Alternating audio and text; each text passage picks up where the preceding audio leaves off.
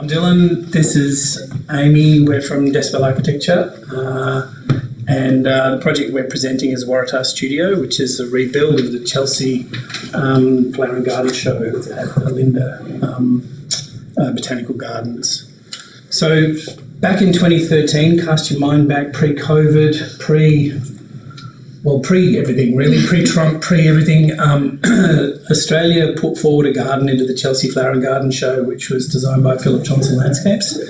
We designed the Waratah Studio as a kind of an element within that garden. This garden you see here is about 400 square metres. It was built over about 6 days. All those rocks, ferns, everything. We designed and built this studio as a kind of a connection space to nature. Philip's philosophy is about connecting people to nature.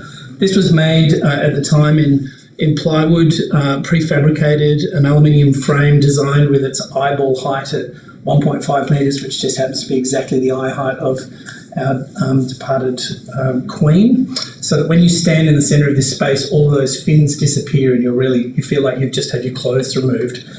Chelsea Flower and Garden Show is a big show. It's the Olympics of gardening, and in 2013, this garden was one of the most extraordinary on the site. Every photograph of it included this little guy, and the Queen, to Philip's absolute thrill joy, awarded Best in Show to this project. It was the 100th anniversary of the show. Best in Show is the gold medal.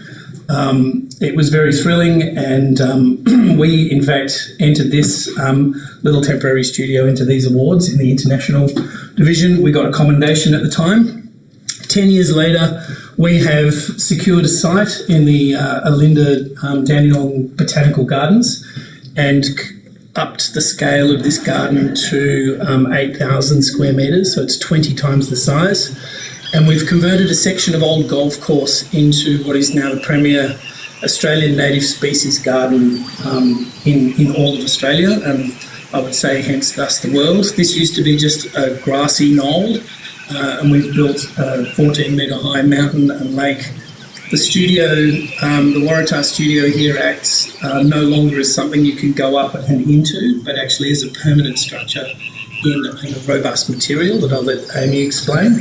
This garden's open to the general public for weddings and gatherings and functions and the like, and it's really designed as a memorial and a kind of a memory and also a future space to connect all of the Australians who didn't get to go to London and see this garden in position.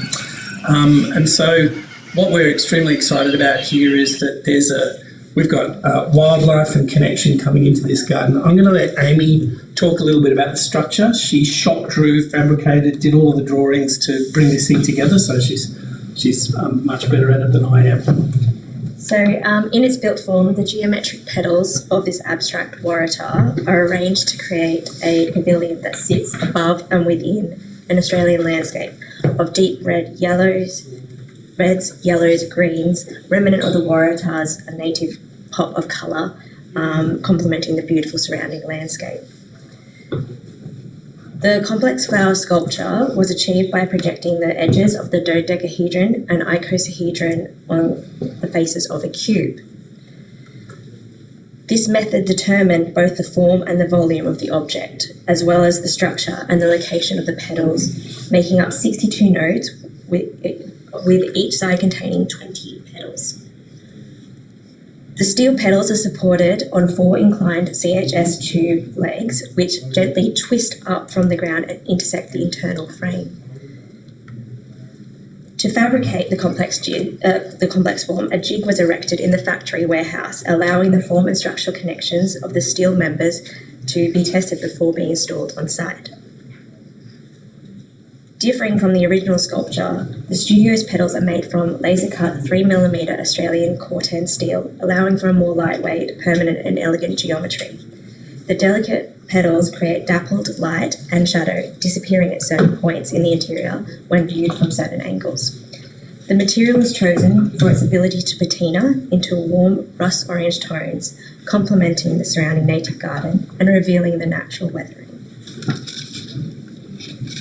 Each column is connected by horizontal arms that join using bespoke splice connections which provide necessary moment connections and rigidity of the structure. The supporting structure required on-site assembly, demanding a deeply accurate fabrication to ensure maximum load-bearing efficiency, to which Decibel made sure that our in-house steel shop drawings were millimetre perfect. The assembly and installation took place over just 3 days. The pedal faces were combined into a 5-face cube and then delicately lifted onto the table of the supporting leg structure. The final assembly of the lower face pedals was then undertaken, locking the whole thing together. The poles were coloured according to a pastel palette inspired by the surrounding garden. Now permanently installed, the only energy requirement of the studio is the security camera, discreetly nestled at the centre of the pedals. This camera, along with the encompassing garden's lighting and electrical requirements, are powered by the large on-site solar panels. 2 more minutes. Standing at just under 8 metres tall, the sculpture is an extraordinary object, playing with light and shade and connecting us both to the beauty and geometry of nature. From afar, the studio appears to float just above the garden, the slender poles blending into the background, achieving minimal footprint within the garden, whilst still anchoring itself as the centrepiece of this exquisite public space. One of the functions of the camera, as well as acting as a security point, is it's available to dial into on the internet so that you can see the garden from anywhere in the world at any time. The botanical gardens have opening hours that restrict access, so it's hard to see dawn and dusk. But what we're very excited about here is that at 8,000 square metres, using fully harvested stormwater off the land, solar panels that fire all of the pumps and rigs to make the water fountains appear.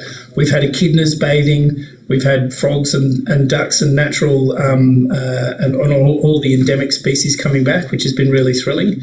And the Olinda Botanical Gardens has received an absolutely massive boost in the number of visitors and visitation through all of the interpretive display. Thanks.